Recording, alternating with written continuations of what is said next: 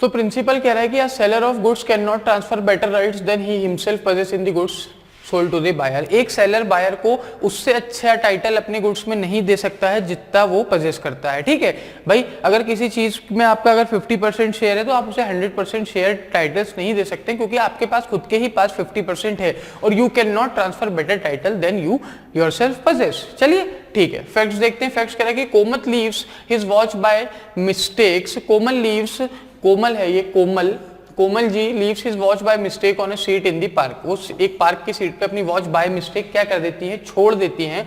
Sonal finds that watch and immediately sells the same for good price to Monal, who without inquiring whether Sonal is its owner or not। ठीक है, सोनल क्या करती है, उस watch को उठाती है और इमीडिएटली उसे मोनल को बेच देती है। ठीक है, और वो भी बिना इंक्वायर किए कि वो सोनल उसकी ओनर है कि नहीं है, वो खरीद लेती है। Komal later on claims that watch from Monal. Komal क्या करती है, बाद में मोनल से वो वॉच क्लेम करती है। नाउ अब बताइए क्या कोमल सक्सीड होगी। Komal can not succeed as Monal has paid good price of the watch. Komal can not succeed as Monal is unaware of the fact that Sonal is not his owner. Komal cannot succeed as it was his carelessness and nothing else which enabled Sonal to sell the watch to Monal, and Komal cannot succeed as Sonal is merely finder of the watch and therefore cannot transfer ownership rights thereon to Monal। ठीक है, ठीक है, तो देखिए जो option D है ना, ये आपका कोमल कैन सक्सीड होगा। Komal can succeed as Sonal is merely a finder of the watch and therefore can not transfer ownership rights to Monal. और यही आपका सही जवाब होगा कि भाई ये जो सोनल साहब हैं, ये सोनल साहब को सिर्फ वो वॉच मिली थी और एक फाइंडर ऑफ गुड थे। इसे एक रीजनेबल टाइम के लिए उसको कोशिश करनी थी, वॉच अपने पास रखनी थी कि कोई इसे क्लेम करने आता है नहीं आता। अगर बहुत टाइम तक नहीं आता तो ये डिस्पोज ऑफ कर भी सकती थी, लेकिन यहाँ पे ये इसने इमीडिएटली उसे बेच दी और उसके पास कोई ओनरशिप राइट्स नहीं थे जो उसने मोनल को ट्रांसफर कर दिए। तो ऑप्शन डी आपका करेक्ट आंसर होगा। आगे बढ़ते हैं, देखते हैं क्वेश्चन नंबर 5 क्या कह रहा है। क्वेश्चन नंबर 5 कह रहा है कि all citizen shall have the fundamental rights to carry on any occupation, trade और business, but reasonable restriction on the exercise of such right can be imposed by law in the interest of general public. भाई हर आदमी के पास rights हैं कि वो कोई भी ऑक्यूपेशन, ट्रेड और बिजनेस को कैरी कर सकता है, लेकिन रीजनेबल रेस्ट्रिक्शन उस पर लगाए जा सकते हैं। ठीक है, in the interest of general public. बहुत बढ़िया। A large number of person has been carrying on the business of dyeing and printing in Rajkot area. बहुत सारे लोग क्या करते हैं, डाई करने के और प्रिंट करने के बिजनेस को कैरी करते हैं कहाँ, राजकोट एरिया में, फॉर द लास्ट 25 ईयर्स, 25 सालों से। ठीक है, providing employment to about 30,000 families, और वो 30,000 फैमिलीज को एम्प्लॉयमेंट प्रोवाइड करते हैं। ठीक है, from these business places untreated dirty water was being discharged on the roads, thereby causing damage to the public health। लेकिन इस बिजनेस से क्या होता था कि बिना ट्रीटमेंट के गंदा पानी डिस्चार्ज किया जाता था रोड से, उसे जनरल पब्लिक हेल्थ को डैमेज हो रहा था। Notice therefore was given to close this business till necessary measures to protect public health as provided under the environment statutes were taken by those businessmen। ठीक है, तो अब क्या होता है कि भाई एक नोटिस इन्हें दिया जाता है क्लोज करने के लिए, क्योंकि इन्होंने नेसेसरी मेजर्स नहीं लिए थे पब्लिक हेल्थ को क्या करने के लिए, सेव करने के लिए, जो कि प्रोवाइड किए गए हैं अंडर एनवायरमेंट इंस्टीट्यूट्स। ठीक है, चलिए बहुत बढ़िया। तो इसके ऑप्शन ए बोल रहा है कि notice can not be justified as it will cause loss of employment to 30,000 families. Notice can not be justified as it amounts to violation of the fundamental right of the person who have been carrying on the business for the last 25 years. The notice cannot be justified on the ground of damage to public health as the person in that area have been voluntarily residing for long and have become used to that environment. The notice can be justified as the legal, as the right to business is not absolute and reasonable restriction and reasonable restriction can be imposed by law in the interest of the public। बहुत बढ़िया, option D आपका सही answer होगा, क्योंकि ये लोग untreated water को वहां पे डिस्पोज कर रहे थे रोड से, जिसके जनरल पब्लिक के हेल्थ को अफेक्ट हो रहा था, और रीजनेबल रेस्ट्रिक्शन अगर इन the interest of general public है तो इस राइट पे लगाए जा सकते हैं, और वही लगाए गए हैं, और ये जो नोटिस है ये क्या करेगा, जस्टिफाइड स्टैंड करेगा। चलिए बहुत बढ़िया, आगे बढ़ते हैं, देखते हैं क्वेश्चन नंबर 6। क्वेश्चन नंबर 6 बोल रहा है a contract can not be enforced by और against a person who is not a party to. एक कॉन्ट्रैक्ट किसके अगेंस्ट इन्फोर्स नहीं किया जा सकता, एक ऐसे इंसान के अगेंस्ट जो कि उसकी पार्टी नहीं है। However, where some benefit is conferred on third party by the contract itself, their third party can be allowed to enforce that contract to get such benefit. लेकिन अगर कोई थर्ड पार्टी में उस कॉन्ट्रैक्ट में किसी third party पे benefit confer किया गया है तो वो थर्ड पार्टी क्या कर सकती है, वो उस कॉन्ट्रैक्ट को एनफोर्स करा सकती है उस बेनिफिट को लेने के लिए। दिनेश इज लाइबल टू पे ₹50,000 टू सुरेश। दिनेश क्या है 50,000 रुपए से सुरेश को देने। देखिए ये क्वेश्चन और इससे पहले एक और क्वेश्चन हमने किया था, कौन सा वाला मैं आपको बताता हूँ, शायद क्वेश्चन नंबर 2 था ये कार वाला। ठीक है, ये दो क्वेश्चन ना हम पहले भी कर चुके हैं, तो आप देख रहे हैं कि क्लैट में क्वेश्चंस रिपीट भी हुए हैं, सेम टू सेम। समझ रहे हैं आप, ये क्लैट 2013 का, ये हमने 16 या 17 के किसी क्वेश्चन पेपर में ये क्वेश्चंस हमने देखे हैं, मुझे याद है क्योंकि मैंने आपको पढ़ाए थे। आई होप आपको भी याद होंगे अगर आपने पढ़े हैं तो ये क्वेश्चंस देखिए आप रिपीट हो रहे हैं, तो इन क्वेश्चंस को पढ़ना बहुत जरूरी है। ठीक है, क्लैट का कंसेप्ट चेंज हो गया है, लेकिन जो दूसरे एग्जाम से लॉ एंट्रेंस के वो अभी भी ऐसे ही क्वेश्चंस पे डिपेंड करते हैं। तो हो सकता है कि इन्हीं में से कोई क्वेश्चन उठा के कॉपी पेस्ट करके आपके एलेट के क्वेश्चन पेपर में या फिर सिम्बायोसिस एंट्रेंस टेस्ट के क्वेश्चन पेपर में या बनारस हिंदू यूनिवर्सिटी के क्वेश्चन पेपर में या ILS पुणे के क्वेश्चन पेपर में, किसी भी क्वेश्चन पेपर में ये ऐसे क्वेश्चंस आपके सेम टू सेम आ सकते हैं। तो देखिए अगर हम 10 साल के 20-15 साल के क्वेश्चन पेपर भी सॉल्व कर रहे हैं तो आपके पास कुछ 600-700 क्वेश्चंस तो मैं आपको यहीं सॉल्व करा दे रहा हूं। ठीक है, और सिर्फ क्लैट के और दूसरे पेपर्स के मिला के हम कुछ 1500 से 2000 क्वेश्चंस को यहीं प्रैक्टिस कर लेंगे। और उन 1500 से 2000 क्वेश्चन में से अगर ठीक है नाम चेंज भी हो जाते हैं पर सेम फैक्ट और सेम प्रिंसिपल के साथ 20 से 25 क्वेश्चन भी फंसते हैं, तो मैं ये मानता हूं कि आपको 10 सेकंड लगेंगे उसे आंसर को जवाब देने में, उस क्वेश्चन का आंसर देने में, और 25 नंबर आपके कहीं नहीं जाएंगे। ठीक, तो बहुत अच्छे से हमें इन चीजों को पढ़ना है। जब क्लैट जैसे क्वेश्चन पेपर में क्वेश्चंस रिपीट हो सकते हैं तो दूसरे क्वेश्चंस में भी, दूसरे पेपर में भी होने के चांसेस बहुत ज्यादा हैं। समझ रहे हैं? I hope you are getting me. चलिए बहुत बढ़िया, तो आगे बढ़ते हैं, देखते हैं कि भाई Suresh in order to discharge this liability Dinesh enters into a contract with Ramesh by with Dinesh sells his car to Ramesh for 1 lakh. तो इस लायबिलिटी को डिस्चार्ज करने के लिए दिनेश क्या करता है, रमेश से एक कॉन्ट्रैक्ट करता है जिसमें अपनी कार 1 लाख रुपए के लिए बेच देता है। Ramesh takes the delivery of the car and promises to pay the price at the earliest. वो कार की डिलीवरी दे देता है और अर्लीस्ट में अपने पैसा देने के लिए बोलता है। Dinesh separately inform Suresh about, Dinesh separately Suresh को इसके बारे में इन्फॉर्म कर देता है। Ramesh fails to pay the car price, और रमेश पैसा देने में फेल हो जाता है। Suresh wants to join Dinesh for filing suit. अब सुरेश बोल रहे हैं कि मैं भी आपके साथ सूट फाइल करूंगा, तो बिल्कुल सुरेश फाइल कर सकता है क्योंकि ये जो कॉन्ट्रैक्ट किया गया था ये सुरेश के बेनिफिट के लिए किया गया था। And Suresh is a party who is getting benefit out of the contract and he can enforce their contract. तो Suresh is entitled, Suresh is entitled, Suresh is not. तो सुरेश इज नॉट एंटाइटल्ड के जो दो ऑप्शन है वो आपके एलिमिनेट हो जाते हैं, तो दो ऑप्शन बचते हैं। Suresh is entitled to do so because the contract was made for his benefit.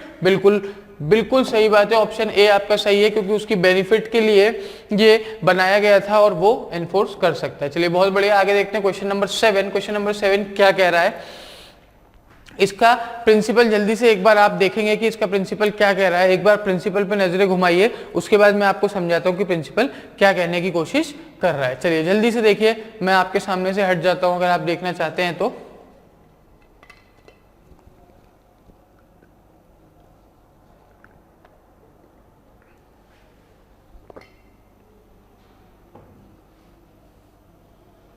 ठीक है, तो प्रिंसिपल आपका कह रहा है कि if a contract is made by post between 2 person living in 2 different cities, अगर एक कॉन्ट्रैक्ट दो लोगों के द्वारा किया जाता है पोस्ट के थ्रू जो कि दो डिफरेंट सिटीज में रह रहे हैं, then the contract is said to be completed as soon as the letter of acceptance is properly posted.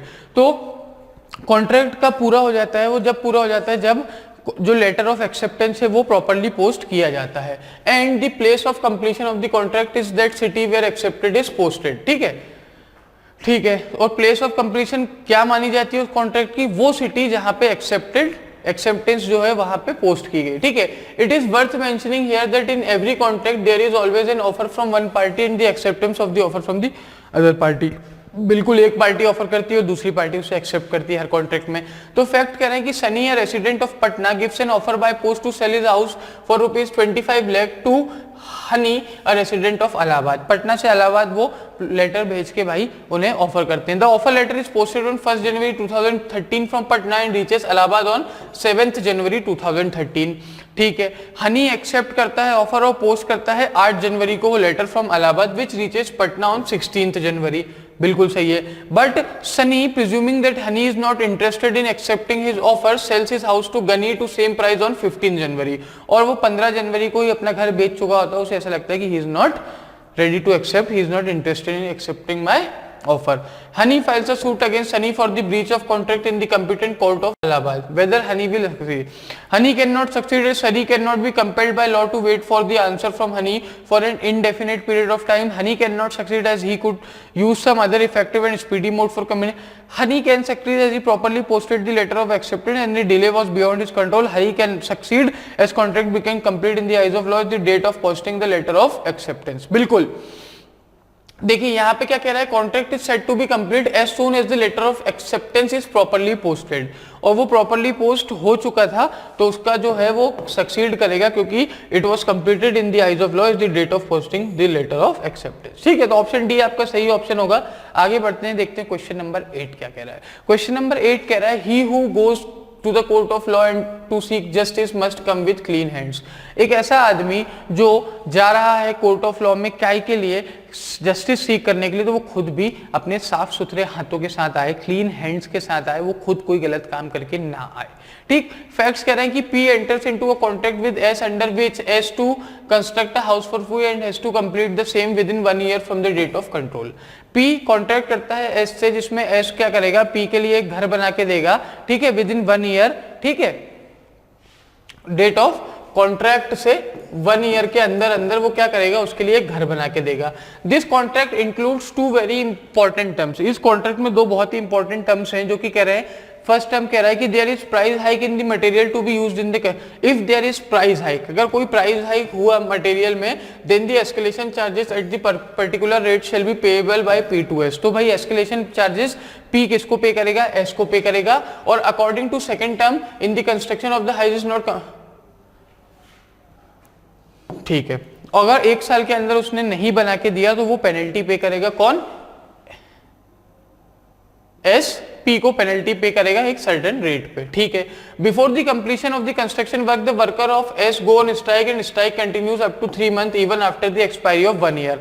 भैया कंस्ट्रक्शन के पहले ही उसके वर्कर्स स्ट्राइक पे चले जाते हैं और इतने दिन तक स्ट्राइक करते हैं कि 1 साल खत्म हो जाता है। After that period worker returns in the construction work again start. उसके बाद क्या होता है, कंस्ट्रक्शन फिर से चालू होता है। During the last 3 month period of strike there was a considerable rise in the price of the building material.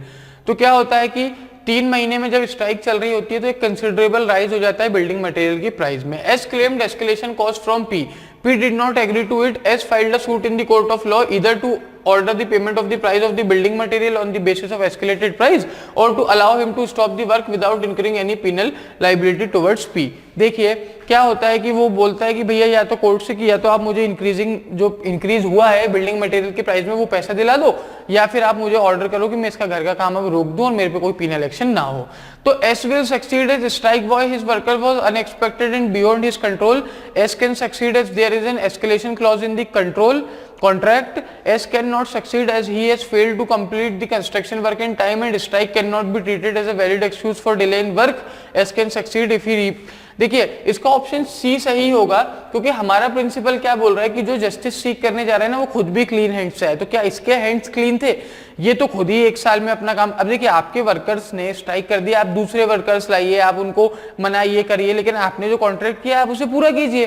भाई एस को पी को क्या मतलब कि आपके वर्कर्स चले गए थे स्ट्राइक पे, तो यहां पे वो सक्सीड नहीं हो सकता है। ठीक, चलिए क्वेश्चन नंबर 9 देखते हैं। क्वेश्चन नंबर 9 बोल रहा है कि if the object of an agreement is और बिकम्स अनलॉफुल और इमोरल और अपोज टू पब्लिक पॉलिसी, या तो वो अनलॉफुल है, इमोरल है, या पब्लिक पॉलिसी के अपोज्ड है, या फिर ऐसा हो जाता है किसकी आइज में, in the eyes of law, then the courts will not enforce such agreement. Law generally prohibits child labour. ठीक है, तो कोर्ट ऐसे एग्रीमेंट को एनफोर्स नहीं करेगी और लॉ क्या करता है, जनरली चाइल्ड लेबर को प्रोहिबिट करता है। चलिए ठीक है, बहुत बढ़िया। P enters into an agreement with T by which P has to let his house to T for 2 years and T has to pay ₹20,000 per month to P as rent।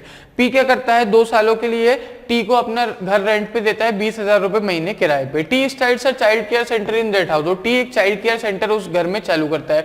But after some time in order to earn some money for the maintenance of the centre, T start sending the children of the centre at the rotation basis to work for 4 hour a day in some near by chemical and hazardous factory.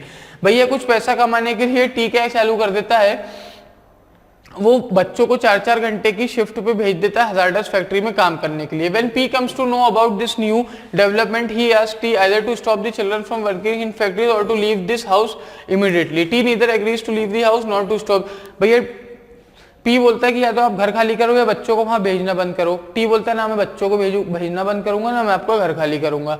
P उसके खिलाफ suit file कर देता है। P cannot succeed as the P cannot, देखिए अब यहाँ पे क्या हुआ है, यहाँ पे जो ऑब्जेक्ट है ना कॉन्ट्रैक्ट का, जो घर है ऑब्जेक्ट, वो क्या हो गया उसमें अनलॉफुल हो गया, इमोरल हो गया, अपोज्ड टू पब्लिक पॉलिसी के अपोज्ड हो गया है। ठीक है, उसने चाइल्ड केयर सेंटर के लिए चालू किया था, वहां पे वो बच्चों से काम करवा रहा है, वैसे ही लॉ तो चाइल्ड लेबर को प्रोहिबिट करता है। तो पी जो है वो सक्सीड तो हो जाएगा, तो ऑप्शन ए भी आपके एलिमिनेट हो जाएंगे। ठीक है, अब यहाँ पे ऑप्शन बी आपका सही हो जाएगा। ठीक है, कि ऑप्शन सी, आई मीन ये सी है। ठीक है, यहाँ पे थोड़ी सी प्रिंटिंग मिस्टेक है, ये बी है और ये सी है और ये डी है। ठीक है, तो ऑप्शन सी आपका सही हो जाएगा कि P will succeed as the object of the agreement is become lawful. ठीक, तो ये आपका क्वेश्चन 9 है, क्वेश्चन 9 का ऑप्शन आपका सी सही है। चलिए बहुत बढ़िया, क्वेश्चन नंबर 10 देखते हैं। Whosoever by his act or omission causes environmental pollution shall be held liable for any loss, shall be held liable for any loss caused by such pollution. It shall be no defense in such cases that all due diligence or reasonable care was taken while carrying out the act or omission in question. चलिए, अगर कोई भी इंसान अपने act और omission के through क्या करता है, इन्वायरमेंट पोल्यूशन कॉज करता है, तो वो लाइबल होगा उस पोल्यूशन के लिए, और ये चीज डिफेंस नहीं होगी कि उसने ड्यू डिलीजेंस और रीजनेबल केयर लिया था। ठीक है, जब वो उस एक्ट और ओमिशन को कैरी कर रहा था। तो Hari is carrying on a chemical and fertiliser industry near a bank of a river, एक रिवर की बैंक के पास हरी की क्या है, केमिकल फर्टिलाइजर फैक्ट्री है। In order to prevent and control any kind of harm to the environment, sustainable suitable waste treatment and disposal plant were installed in the factory. Suitable waste treatment plant उसने लगा रखे थे ताकि environment को कोई दिक्कत ना हो। Due to some sudden mechanical technical problem these plant cease to work properly and therefore caused environmental pollution which ultimately cause substantial harm to the environment and the people living around the factory. चलिए, क्या होता है कि वो जो waste treatment disposal plant जो होता है उसके साथ क्या होता है, वो काम करना बंद कर देता है किसी टेक्निकल फॉल्ट के कारण। उसके कारण एनवायरनमेंट को अच्छी खासी दिक्कत हो जाती है, अच्छा खासा पोल्यूशन हो जाता है और लोगों को भी बहुत परेशानी होती है। तो लोग क्या करते हैं, रेमेडी के लिए क्लेम करते हैं। तो देखिए अब यहाँ पे विक्टिम सक्सीड तो होंगे, क्योंकि हमारा तो प्रिंसिपल यही कह रहा है कि भाई भले ही आपने रीजनेबल केयर ली हो, ड्यू डिलीजेंस ली हो, लेकिन फिर भी अगर आपके एक्ट और ओमिशन से एनवायरनमेंट पॉल्यूशन हुआ है तो आप उसके लिए लाइबल होंगे। तो can succeed, it is the duty of Hari so that no harm is caused to the environment people due to his activity under any circumstances. ठीक है, ठीक, तो ऑप्शन सी आपका सही हो जाएगा, क्योंकि डी तो कह रहा है कि disposal plant were not installed, they were installed but they cease to work. ठीक है, तो ऑप्शन सी आपका सही हो जाएगा। ऑप्शन सी ये कह रहा है कि भाई हरी, it is the duty of Hari so that no harm is caused to the environment or people due to his activity under any circumstances। ठीक, चलिए आगे बढ़ते हैं, देखते हैं क्वेश्चन नंबर 11 क्या कह रहा है। क्वेश्चन नंबर 11 का प्रिंसिपल समझते हैं, फैक्ट्स पढ़ते हैं और फिर अपना आंसर निकालते हैं। चलिए बहुत बढ़िया, आगे बढ़ते हैं और देखते हैं कि प्रिंसिपल इसका क्या कहना चाह रहा है।